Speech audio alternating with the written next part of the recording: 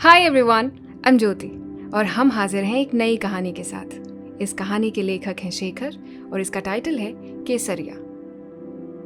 बजरंगबली मेरे बचपन के मित्र हैं। ओत प्रोत से जड़ित हूं मैं उनके साथ। जब जब मुसीबत आई है, जब जब डर लगा है, तब तब उन्हें अपने अभिन्न अंग की तरह महसूस किया है मैंने। और वो ऐसे पहले मित्र हैं जिन्हें मैंने नहीं, मेरे लिए मेरी माँ ने चुना है। मैं बहुत डरपोक हूँ और पहले बहुत ही ज़्यादा था। ये बहुत ज़्यादा से बहुत तक की अवनति बजरंगबली के आने के बाद हुई है, नहीं तो हर बात से डर लगता था। मुझे आज भी याद है, एक मानसिक तौर पे कमज़ोर व्यक्ति जो लगभग हर हफ्ते हमारे दरवाज़ा खटखटाने आया करते थे। ज्यों ही मैं उन्हें देखता था तो सीधे खाट के नीचे छुप जाता था। वो कुछ ऐसी हरकतें नहीं करता था कि मैं डर जाऊं, मगर पता नहीं क्यों उसे देखकर बहुत डर लगता था। पापा कहते हैं कि वो बहुत बड़े घर का लड़का है, बस मानसिक संतुलन खोने के बायस वो घूम घूम कर हर किसी से 1 रुपया मांगा करता था। उसका नाम निक्की था। निक्की को सिर्फ 1 रुपये समझ में आते थे, न उससे ज़्यादा और न उससे अलहदा कुछ भी। बहुत समझाने की कोशिश की गई मुझे कि वो सिर्फ 1 रुपया मांगने आता है, मगर मैं अपने जिद पर अड़ा रहा। मुझे तो किसी भी सूरत में डरना था और भागकर खाट के नीचे छुपना था। खैर, निक्की सिर्फ एक उदाहरण था और निक्की के जैसे और भी बहुत सारे खौफनाक मंजर देखे हैं मैंने। जैसे कि रात में अकेले कहीं जाना चाहूं और वो अपने ही घर में स्थित दूसरा कमरा ही क्यों ना हो। यहाँ तक कि मेरे भैया से भी डरता था, जो कि मुझे ट्यूशन पढ़ाने आते थे।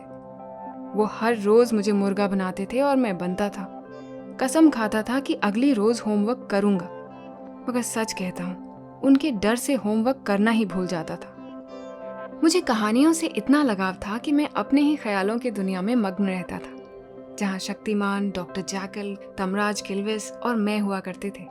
और मैं हर वक्त शक्तिमान और किल्विस के मसले सुलझाता था, और वहीं ख्यालों में ही मैं सबसे शक्तिशाली महसूस करता था। खैर, माँ सब समझ जाती थी और इसलिए बचपन से मुझे हर शाम घसीट घसीट कर आरती के वक्त हनुमान चालीसा पढ़ाया करती थी।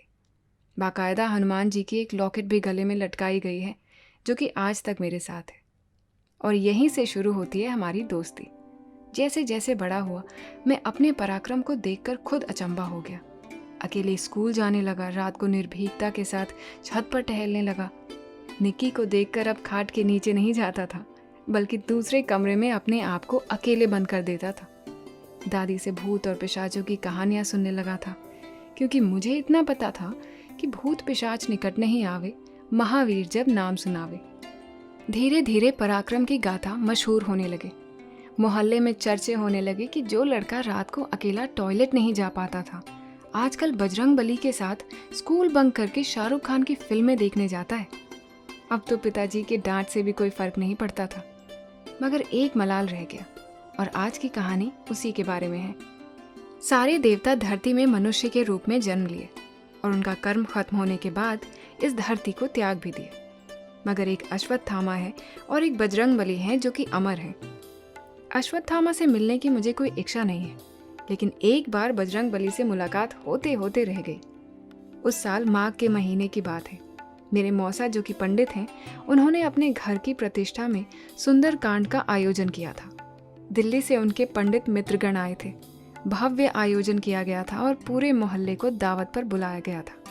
मौसा ने एक बार कहा था कि उनके जो पंडित मित्र दिल्ली से सुंदर कांड पढ़ने आए हैं, उनकी आवाज में इतनी भक्ति है कि बजरंगबली खुद सुनने आते हैं।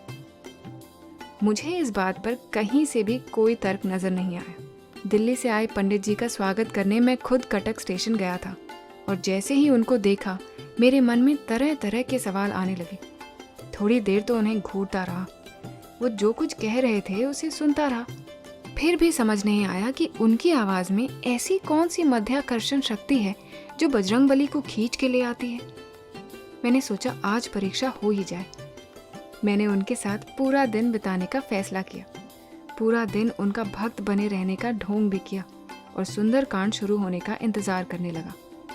मेरी प्रतीक्षा खत्म हुई और सुंदर कांड शुरू हुआ। मैं एक कोना पकड़ के बैठ गया।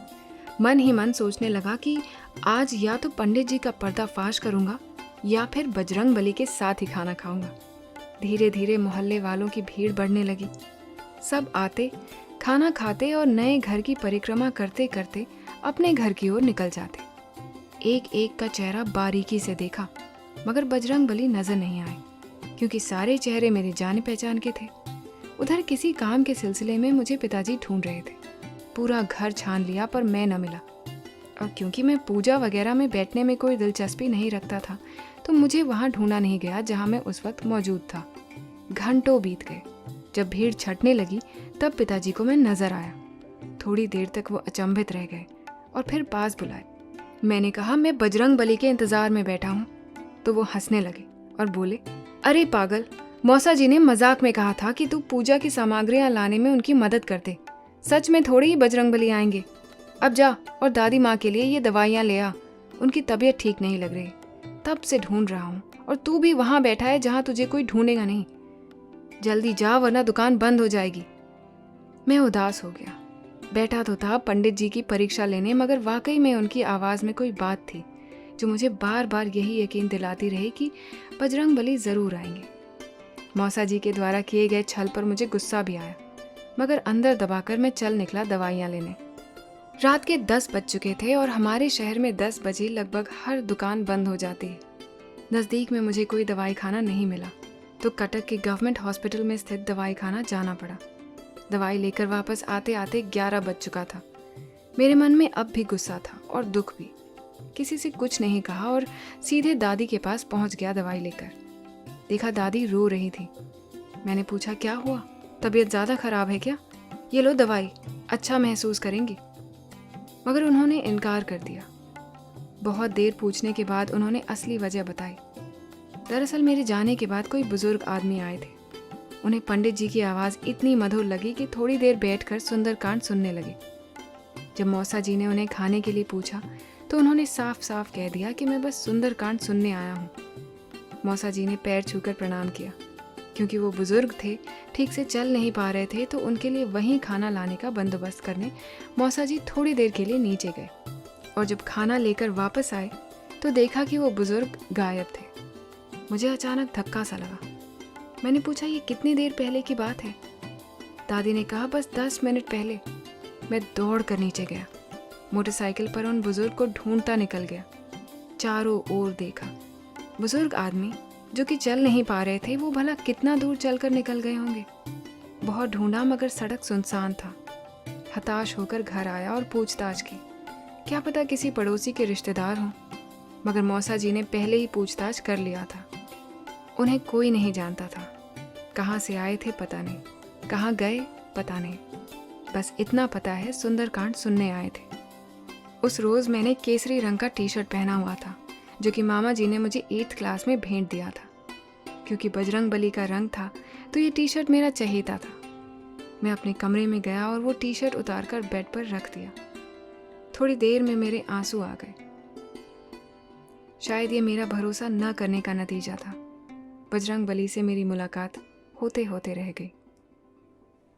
उम्मीद है आपको ये कहानी पसंद आई होगी। हम अगले हफ्ते फिर मिलेंगे एक नई कहानी के साथ। Till then, you take care and thank you.